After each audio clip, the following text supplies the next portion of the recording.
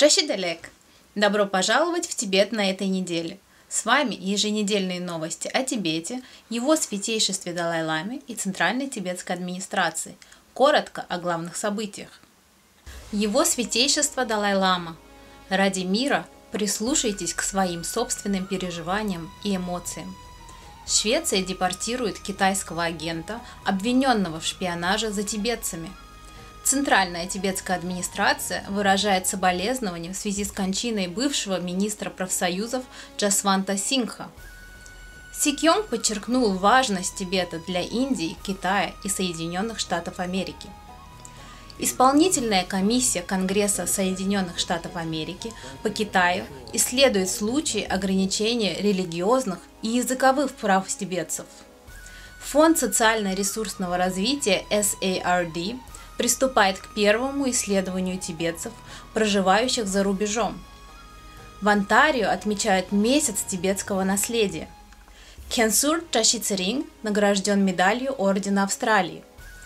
Офисы Тибета создают группы по противодействию Китаю и по истории Тибета. Еврокомиссия опубликовала календарь всеобщих выборов в Тибете на 2021 год. В своем послании к миротворцам в рамках кампании «Беседы, ведущие к миру» его святейшество Далай-лама посоветовал прислушаться к своим внутренним переживаниям и эмоциям, чтобы сделать наш век мирным. Therefore, automatically, the peace also our responsibility. We human beings who creates a lot of problem, who creates violence, now we have the responsibility to bring peace. So now peace ultimately related with inner peace, or more sort of sense of concern of others' well-being. Компания, организованная студией мира, которая в понедельник на этой неделе направит своим членам послание его святейшества. So now I have strong feeling in our education system should include a part of academic subject, not a religious subject. And then that also is for the hygiene of physical, hygiene of emotion, for health reason, not religious faith. В понедельник его святейшество Далай-лама провел беседу о милосердии и сострадании, общих для ислама и буддизма ценностях, с представителями Движения мусульманской молодежи Малайзии и Центра тибетской буддийской культуры. Говоря о взаимоотношениях буддистов и мусульман, его святейшество поведал историю избрания Далай-ламы XIII, признанного мусульманским полководцем. Недавно шведский суд вынес решение о депортации 52-летнего Дордже Ялцена, осужденного и приговоренного к 22-месячному тюремному заключению по обвинению в шпионаже за тибетцами в Швеции в интересах Китая. Согласно влиятельной шведской ежедневной газете, после отбывания китайским агентом срока тюремного заключения шведская служба безопасности SAPO потребовала его депортации, сочтя дальнейшее пребывание его в Швеции угрозой для безопасности страны.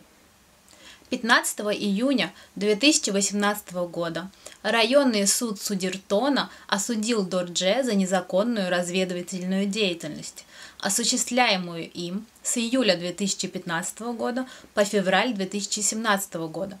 В полночь 26 февраля 2017 года он был арестован сотрудниками SAPO. Центральная тибетская администрация выразила соболезнования в связи со смертью бывшего союзного министра Индии Джасванта Сингха, скончавшегося в воскресенье на прошлой неделе в возрасте 82 лет. Выражая соболезнования в связи с кончиной Джасванта Сингха, президент доктор Лобсан Сенгге и спикер тибетского парламента в изгнании Пема Джунгне высказали свою глубокую печаль по поводу потери старейшего лидера и сторонника Тибета. В среду, 30 сентября, Си Кёнг доктор Лобсан Сенгге прибыл в Центр стратегических и международных исследований для участия в виртуальном мероприятии под названием «Геополитическое значение Тибета в контексте Индии, Китая и США.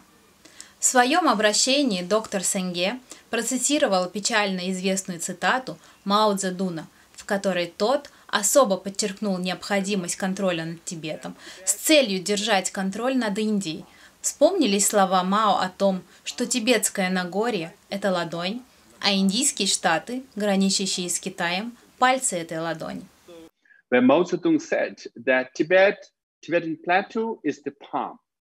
We have to occupy the palm, and the five fingers are Ladakh, Nepal, Sikkim, Bhutan, Arunachal Pradesh, right? So in recent years, there's border incursions in all these five fingers. Is also clearly alarming the Indian subcontinent and South Asia as to why China is so pressed on, making these inroads and intrusion. And in the last 40 years, there was a violence too. I think 20 Indian soldiers were killed and more than 100 injured, right, for the first time. В среду исполнительная комиссия Конгресса провела слушания по Китаю, посвященные ситуации с правами человека в Тибете и реакции на это со стороны международного сообщества.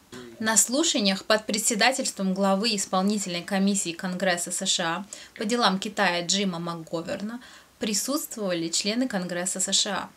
Сенатор Ангус Кинг, представитель Крис Смит, сенатор Том Суотси, член Палаты представителей Энди Левин, сенатор Гэри Питерс, сенатор Марко Рубио вместе с группой свидетелей-экспертов, включая Зикьяба Ринпоче, настоятеля монастыря Чашилумпо, президента международной кампании за Тибет Матео Микачи, старшего научного сотрудника и стратега Института действий Тибета Тензина Дорджи и директора Human Rights Watch по Китаю Софи Ричардсон.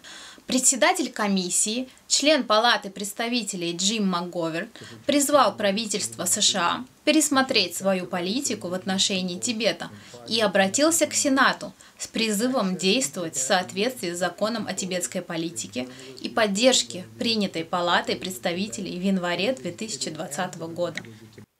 It is long past time for the Senate to act on this legislation. Frankly, I'm not sure why it has not moved forward. I hope that my Senate colleagues and all the supporters of all those who support human rights in Tibet will contact the leadership in the Senate and ask them to pass this bipartisan legislation as soon as possible. Зикьяб Ринпоче призвал народ и администрацию США продолжать оказывать давление на Китай с целью раскрытия информации об исчезновении Панчен Ламы. I call upon sympathetic governments, NGOs, and Tibet support groups to investigate the whereabouts of the Panchen Lama and those abducted with him so that we have a clear and accurate information on their whereabouts, including current photos of the Panchen Lama, his family members, and Chade Rinpoche. Матео Микачи проинформировал комиссию о своей кампании «Тибет-2020» и призвал следующую администрацию назначить специального координатора по тибетским вопросам в должности заместителя секретаря. While talking about the post-election administration, we have launched a Tibet 2020 campaign so that the presidential candidates of both parties are apprised of the American people's strong desire for Tibet to be a high priority. We look forward to working with the White House and Congress in our common objectives of supporting the people of Tibet to regain their rights and dignity. Обратив внимание на усиление репрессий со стороны Китая, даже за пределами Тибета, Тензин Дорджи призвал Конгресс обеспечить отмену консульством Китая предвзятую визовую политику в отношении тибетцев с американским гражданством. Tibetans fight for human rights, the freedom to use their language, the freedom to worship freely.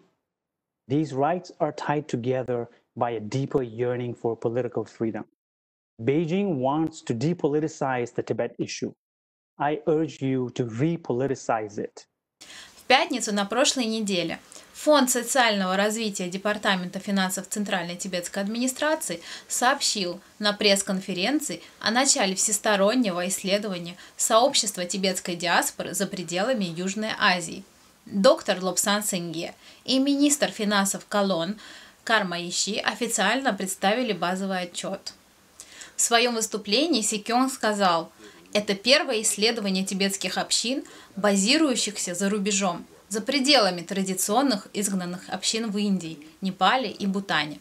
В настоящее время тибетское население разделено следующим образом.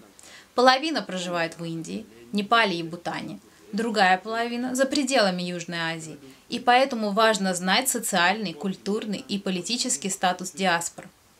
Министр финансов указал на основные моменты в проведении этого исследования, включая усовершенствование процесса сбора взносов в Зеленую книгу, альтернатива паспорту для тибетцев в изгнании, способы поддержки инициатив Центральной тибетской администрации со стороны тибетских ассоциаций, а также укрепление отношений между тибетскими ассоциациями и Центральной тибетской администрацией.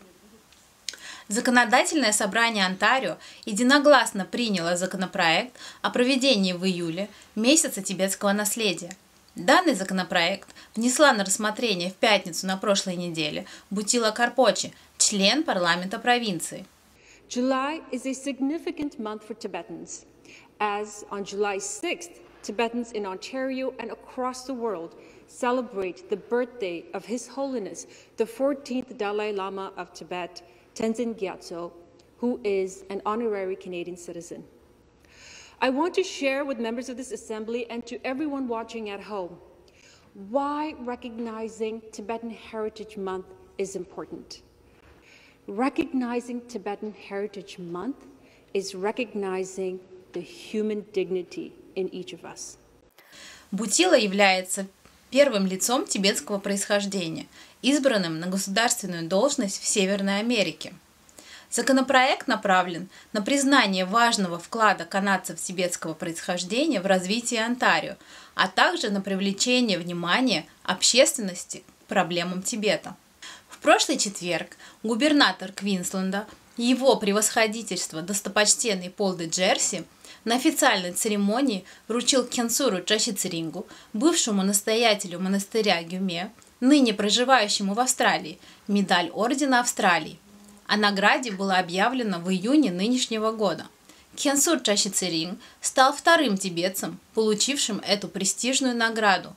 Первым был житель Австралии Намгел Церинг, получивший аналогичную награду несколько лет назад.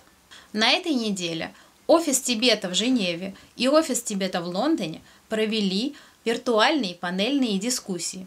В Женеве – посвященную китайской политике массового порабощения, а в Лондоне – королю Тибета Сонцену Гампо. Участники дискуссии о китайской политике массового порабощения, проходившей параллельно с 45-й сессией Комитета ООН по правам человека, обсудили усиление систематических репрессий Коммунистической партии Китая в отношении тибетцев, уйгуров и южных монголов. The 21st century concentration camps, forced labors, unveiling massive surveillance on people, and there is the culture genocide of Uyghurs and Tibetans, and now this is expanding to those living in southern Mongolia, the Mongolians living in southern Mongolia. Более 20 молодых тибетцев в Англии приняли участие в презентации, проведенной в прямом эфире доктором Мартином Милсом, старшим преподавателем антропологии, тибетской истории и культуры Университета Абердина в Шотландии. Цель вебинара – рассказать о Сонцене Гомпо и Великой Тибетской империи. He inherited an empire that from his father that was in terrible trouble. So let's understand this, because he held it all together, he put it back together, and he expanded it to include all of the Tibetan plateau. В понедельник, 28 сентября, Главная избирательная комиссия Центральной тибетской администрации опубликовала календарь выборов Сикьонга, главы Центральной тибетской администрации 2021 года и тибетских парламентских выборов 17-го созыва в соответствии с Хартией тибетцев в изгнании и тибетскими избирательными правилами и положениями. Согласно календарю, предварительные выборы Сикьонга и членов тибетского парламента 17-го созыва намечены на 3 января 2021 года, а окончательные выборы состоятся 11 апреля 2021 года. Кроме того, избирательный комиссар издал рекомендации по отбору кандидатов для окончательных выборов Сикьонга. This year, we have decided to produce two, so to say, final candidates for the Sejong 2021. And if the candidates, those who have 18 kind of a same equal, so to say, voting of second, so to say, candidate, then we will produce 3. And if first candidate does have the same kind of equal number of voting, then we will produce only that 2. На сегодня все. До новых встреч и всем хорошей недели.